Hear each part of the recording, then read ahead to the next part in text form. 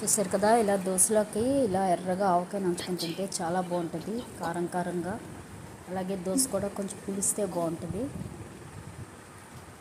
ఆవకాయ super ఉంటుంది దోశలోకి. లేదా మాగాయ కూడా బాగుంటుంది. మాగాయ పెరుగులో కలుపుకొని నంచుకుంటే కూడా బాగుంటుంది దోశలోకి. అలాగే కారప్పొడి కూడా బాగుంటుంది.